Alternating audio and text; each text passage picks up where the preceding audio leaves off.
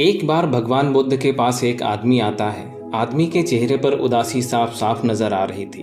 बुद्ध ने देखते ही उससे पूछा, बताओ तुम्हारे दुखों का कारण क्या है। आदमी हाथ जोड़ता है और कहता है, महात्मा जी, मैं अपने जीवन से बिल्कुल निराश हो चुका हूँ। मेरे जीवन में कोई भी खुशी है ही नहीं। जो भी सोचता हूँ वो कभी नहीं होता।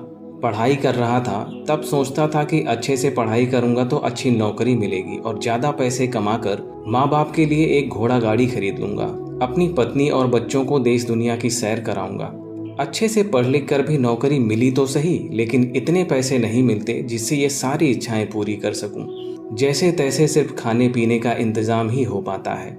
काम पर जाना और घर आना, बस यही मेरी जिंदगी बन चुका है।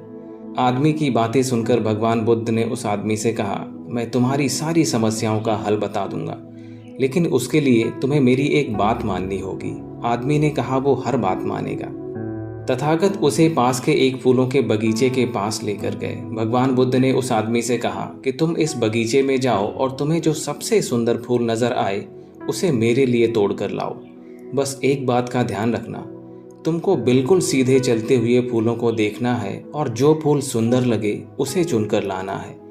एक बार जिस फूल से तुम आगे निकल गए उसे तुम पीछे मुड़कर नहीं तोड़ सकते। आदमी बुद्ध की बातें ध्यान से समझने के बाद बगीचे में गया।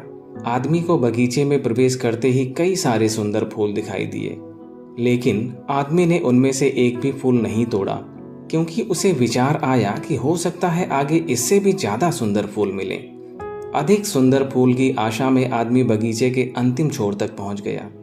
अब हालत ये थी कि बगीचे के अंतिम छोर पर कुछ फूल तो थे, लेकिन वे सारे सूखे हुए थे। आदमी को बड़ा पछतावा हुआ कि उसने पहले ही कोई सुंदर फूल क्यों नहीं तोड़ लिया। उस आदमी के पास अब सूखे हुए फूलों में से फूल तोड़ने के अलावा कोई रास्ता ही नहीं बचा था। उसने एक सूखा हुआ फूल तोड़ा और भगवान के पास लौट आया। बुद्ध ने सूखे हुए फूल को देखकर उस आदमी से पूछा, बगीचे में इतने सारे सुंदर फूलों में से तुम ये सूखा हुआ फूल तोड़कर लाए हो? इस विचार से कि आगे और भी सुंदर फूल मिलेंगे, मैंने सभी सुंदर फूलों को पीछे छोड़ दिया और अंत में मुझे ये सूखा हुआ फूल तोड़कर लाना पड़ा। महात्मा बुद्ध ने कहा, यही तुम्हारी समस्या है। इसको तुम ऐसे समझो, ये बगीचा ही तुम्हारा जीवन है और इसमें सभी तरह के फूल छोटी बड़ी खुशियां हैं। तुमने ज्यादा बड़ी खुशी की आशा में इन सभी छोटी छोटी खुशियों को पीछे छोड़ दिया। घोड़ा गाड़ी पाकर शायद तुम्हारे माता पिता इतने खुश ना हो जितने तुम उनके पास बैठकर उनसे बातें करोगे, उनकी सेवा करोगे तब होंगे।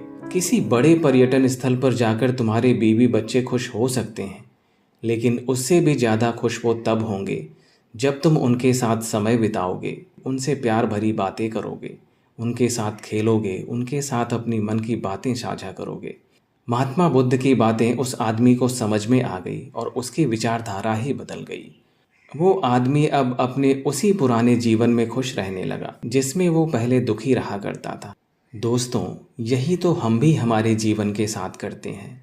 हमारे पास जो है उसका महत्व तो नहीं समझते और फिर कुछ ज़्यादा पाने की आस में उसका भी आनंद या सुख लेना भूल जाते हैं। और जब समय बीत जाता है तो हमें लगता है कि हमारे जीवन में कभी खुशियाँ आई ही नहीं।